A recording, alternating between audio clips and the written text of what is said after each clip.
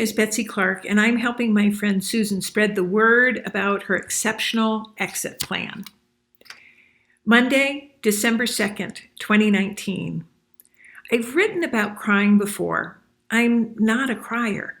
I do find that I tear up at happy news, like a town giving a parade for a terminal child, more as I age, and other people have told me the same.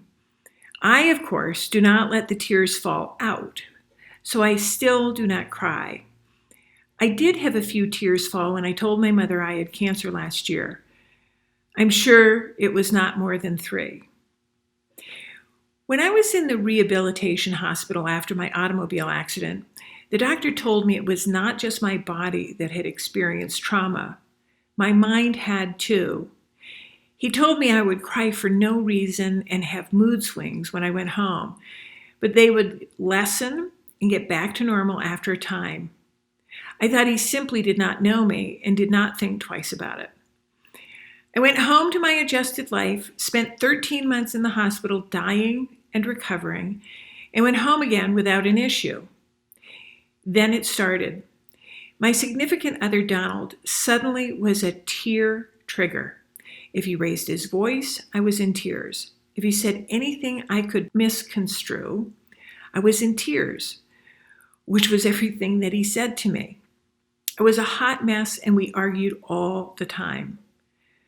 I was like one of those silly romance heroines who is told a lie by someone she doesn't even know about her new boyfriend, and she believes it without talking to him about it first and breaks up with him. My mind kept telling me lies, and I believed them. I broke up with him. We were arguing over every lie my mind told me one day, and I decided I was done. I told my son to go get the empty boxes out of the storage shed, and I told Donald to pack his stuff and go.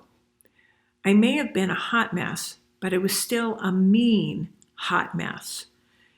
Donald has never forgiven me for that night, even all of these years, and another child later. I do not blame him. I do not regret doing it. I needed to do it to get my sanity back. I wish I would have had the presence of mind to have handled the situation better. I could have sat him down and told him we needed some time apart so I could get my brain back under control. I did not. I had his son bring in the boxes for Donald to pack. I would not forgive me either. It took me more than 2 years to get my brain back together. I did not go to therapy. Perhaps I should have, because I remembered what the doctor said about getting back to normal after a time. Donald and I were already in the process of getting divorced before this incident happened. So this was not a marriage ender. It was a relationship ender. While I was originally in the rehabilitation hospital, we were told we would need to get divorced for me to get the medical coverage I needed.